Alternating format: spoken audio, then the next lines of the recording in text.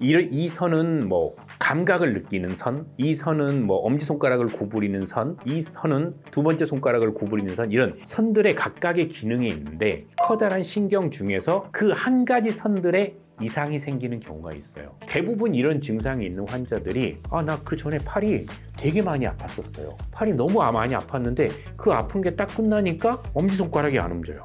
이런 식으로 표현을 하게 됩니다. 어떤 신경에 한 가지 기능씩이 좀 이렇게 안 되는 경우들이 많아요. 근데 대부분이 보면은 이런 환자들은 감각에 이상은 없어요. 신경 다발 안에 소신경이 뭔가 눌리는 게 의심이 된다라고 하면 얘네들은 기다려도 좋아지지 않아요. 안녕하세요. 세운병원 정우성입니다.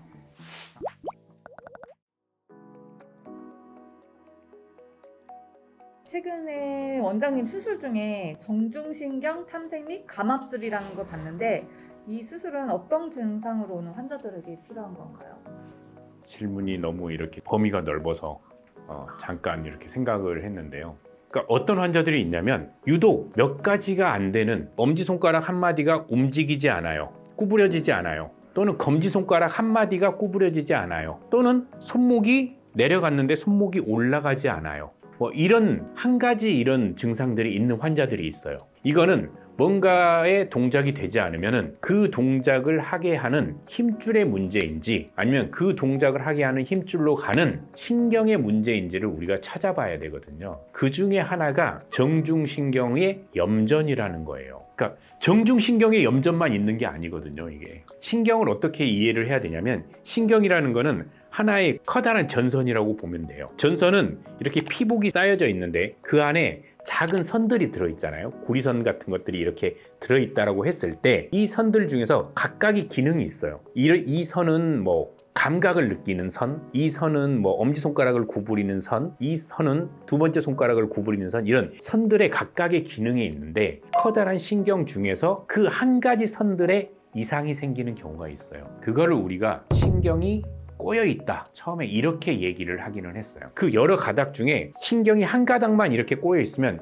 그 신경이 가는 기능에만 이상이 생기는 거예요. 증상은 여러 가지로 나타날 수 있어요. 근데 문제는 이거를 진단하기가 쉽지 않다라는 거예요. 신경이라는 게 굉장히 얇은데 그 얇은 거 안에서도 그 또 작은 가닥들에서 이상이 생기는 거기 때문에 그 이상을 발견하기가 너무 어려워요. 그거를 정말 정밀하게 초음파로 하나하나씩 이렇게 다 찾아가면서 정말 이게 꼬인 데가 없는지 눌린 데가 없는지 말린 데가 없는지 이런 것들을 하나하나씩 다 찾아가면서 의심이 되는 곳이 있으면 이거는 신경의 분포상 이쪽으로 가는 신경인데 이게 이상이 있는 것 같다. 그 신경을 찾아가지고 그 꼬인 부분을 풀어주는 건데, 그래서 이 그림에서 보면은 이게 신경의 막을 열어본 거예요. 신경 다발들이 밑에가 나오게 돼요. 이게 지금 하나의 신경 다발이 이렇게 나온 건데요. 이 신경 다발을 이렇게 이어가다 보면은 이 신경 같은 경우에는 여기가 갑자기 돌려서 쪼여진 것 같은, 그러니까 이렇게 평평하게 이렇게 잘 돼 있는 부분하고 이렇게 쪼여져 있는 이 부분하고 다르다라는 걸 볼 수 있어요.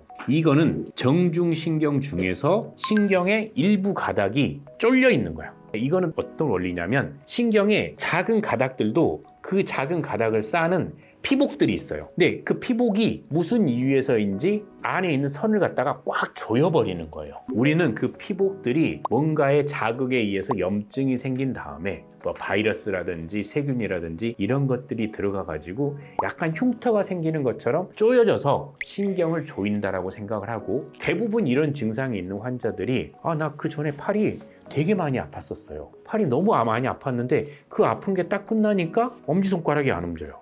두 번째 손가락이 안 움직여져요. 이런 식으로 표현을 하게 됩니다.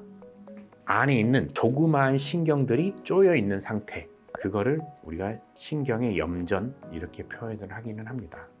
엄청 얇겠죠? 그 한 몇 미리 정도 될까요? 너무 어려운 질문이에요. 머리카락보다는? 엄청 얇기는 하지만 거기에 충분히 숙련된 의사들이라 그러면은 그거를 충분히 구별할 수 있고, 대부분 머리카락이나 이런 정도까지 얇은 정도는 아니어서 그보다는 좀 굵어서 국수소면? 국수 소면보다는 더 얇습니다. 네, 그런 것보다는 더 얇게 되고요. 그래서 여기 현미경을 보고 합니다. 그래서 현미경을 보면은 그게 좀 확대돼서 볼 수 있기 때문에 이 화면도 지금 현미경으로 본 화면이에요. 여기에 있는 이제 핀셋, 포셉이라고 그러는데 이것도 이제 현미경용 핀셋, 포셉이라고 얘기를 할 수 있고요. 이것도 꽤 얇습니다. 여기에 검사나 진단이 쉽지 않을 것 같은데 그래서 진단을 놓치는 경우도 있나요? 엄청 많아요. 대부분 그 진단을 놓치는 경우가 많아서 일단 이 신경 자체가 안에서 눌리는 게 흔하게 있는 병도 아니고 우리가 신경이 눌리는 병들은 많아요. 팔꿈치 터널 증후군, 그다음에 손목 터널 증후군 이런 것들도 실은 다 신경이 눌리는 병인데 이거는 신경이 크게 겉에서 이렇게 눌리는 병이기 때문에 비교적 진단이 쉬워요. 근데 이거는 큰 신경이 크게 눌리는 게 아니라 그 신경 중에서도 안에 있는 조그만 다발들이 눌려 있는 이런 경우이기 때문에 이거를 찾는 데는 상당히 숙련된 영상의학과 전문의의 진단도 필요하고 거기에 익숙한 수부 선생님의 진단도 필요합니다. 그러면 이거 할 때 굉장히 정밀하고 성능이 우수한 초음파 기기로 해야겠네요. 아무리 좋은 기기라도 잘 모르는 의사는 진단하기 어렵겠어요. 맞아요. 굉장히 정밀 초음파가 반드시 필요하고요. 성능에 따라 가지고 초음파를 볼 때 많이 달라요. 정확하게 잘 보이는 초음파로 신경을 갖다가 쭉 추적해 봐야 돼요. 하나하나 섹터별로 이렇게 추적해서 여기가 이상한데 이렇게 발견할 수 있을 정도가 되는 초음파여야 되기 때문에 초음파 성능도 상당히 좋아야 돼요. 초음파도 가격이 싼 초음파로 이 병변을 찾기는 굉장히 어려워요. 아무리 훌륭한 의사라고 해도. 그러면은 신경 염전이 확인이 되면은 어떻게 풀어주든 방식으로 수술을 하게 되나요? 신경 다발 안에 소신경이 뭔가 눌리는 게 의심이 된다라고 하면 얘네들은 기다려도 좋아지지 않아요. 그렇기 때문에 열어서 확인을 해야 되는데 열어서 눌려있는 부분이 있으면 눌려있는 부분을 풀어주든지 아니면 너무 심하게 눌려 있어서 이 신경이 살아나지 못할 걸로 판단이 된다 그러면 신경 자체를 다른 신경에서 이식해 와서 이식을 해주든지 이런 식으로 수술을 하게 됩니다.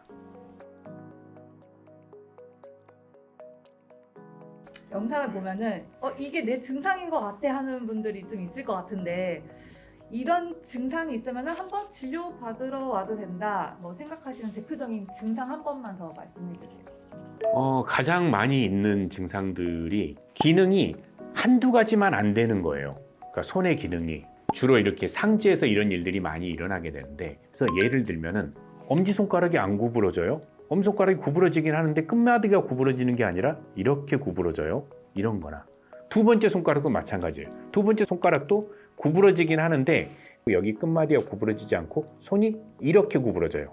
이런 거라든지 나는 손을 올리려고 하는데 손목이 잘 안 올라가요. 아니면 힘이 없어요. 이런 식으로 어떤 신경에 한 가지 기능씩이 좀 이렇게 안 되는 경우들이 많아요.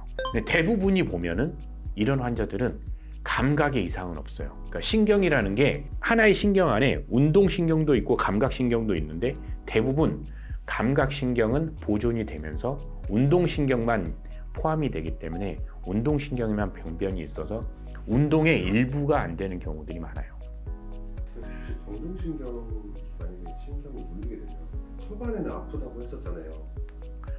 신경이 눌려서 아픈 거는 아닌 것 같아요. 그거는 그냥 아파요. 이거는 어떤 신경에 한정돼 가지고 생기는 통증은 아니야. 그냥 팔이 아파, 어깨가 아파, 팔꿈치가 아파, 또는 팔뚝이 아파.